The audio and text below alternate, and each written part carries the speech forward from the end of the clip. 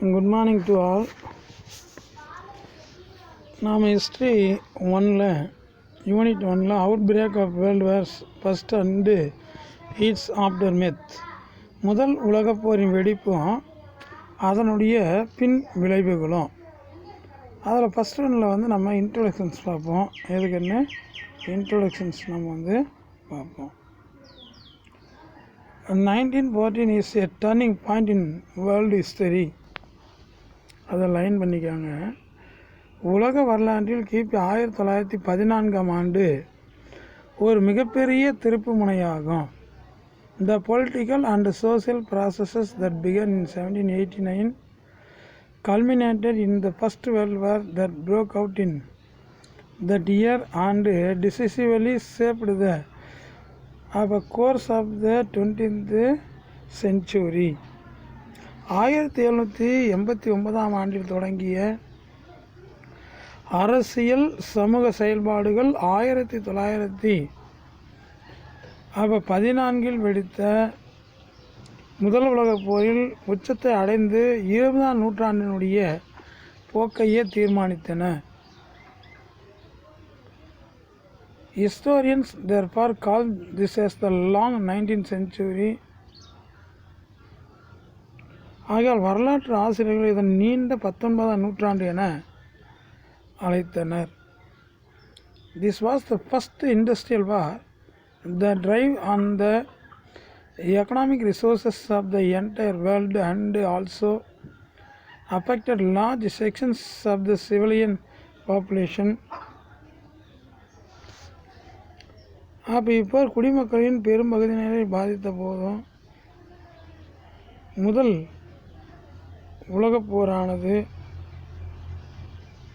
அப்போ தொழில் industries first இண்டஸ்ட்ரியல்னால் அப்போ முதல் உலகப் போர் எதுக்காக கொண்டு செல்லப்பட்டது அப்படின்னா ஒரு மிகப்பெரிய இதில் தொழில் புரட்சியின் மூலம் இது ஏற்பட்டதாகும்.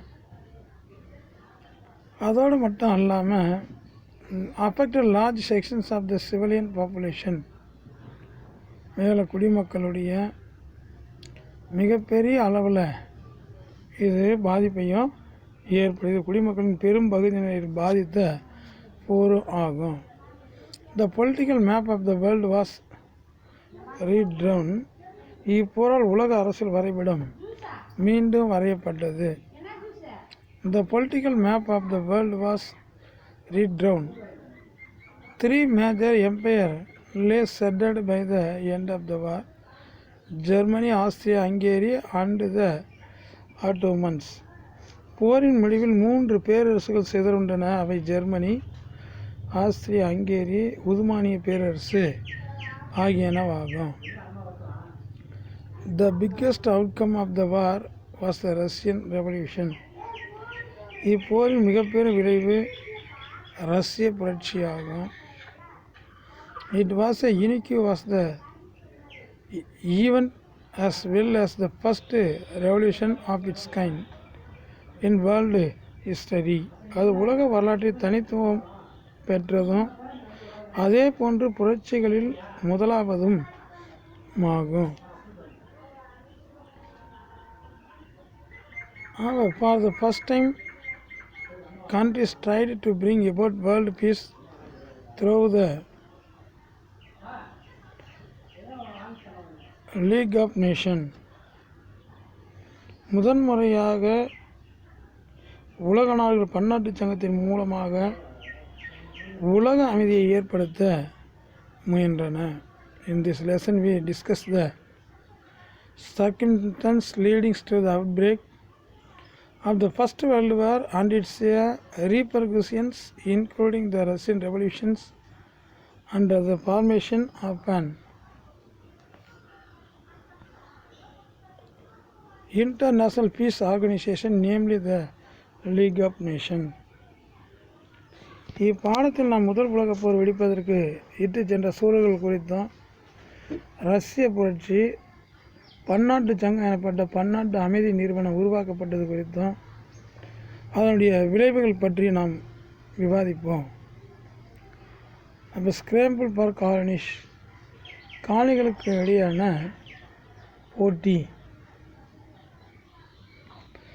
Capitalist countries race for market. காலனிகளுக்கான போட்டி முதலாளித்துவ நாடுகளின் சந்தைகளுக்கான போட்டியாகும்.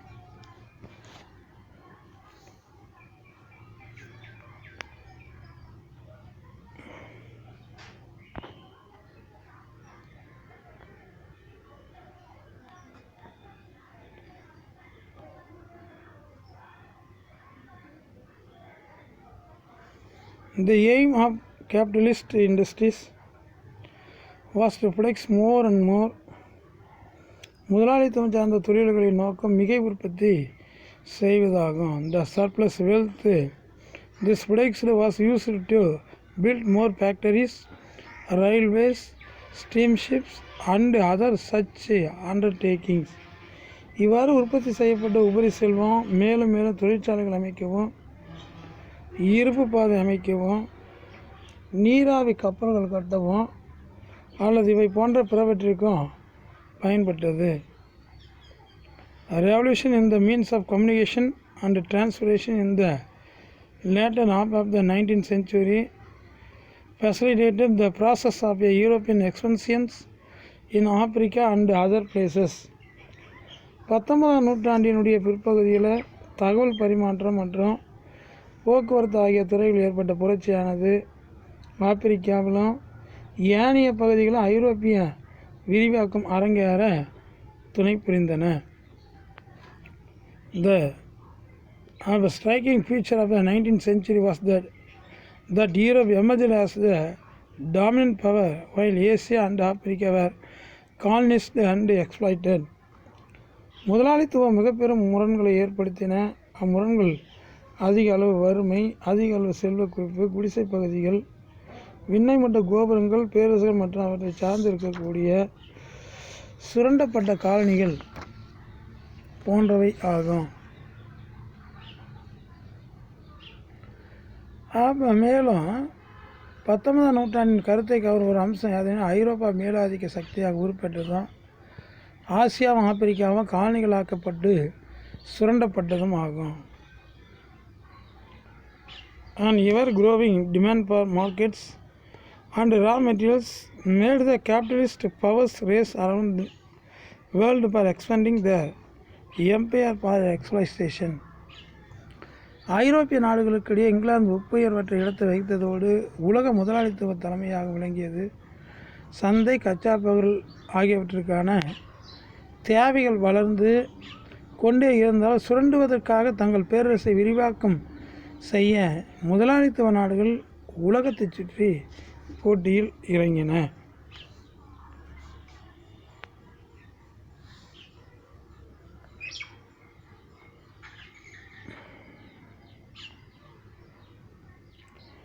Next one rise of monopoly capitalism, முற்றுரிமை முதலாளித்துவத்தினுடைய எழுச்சி.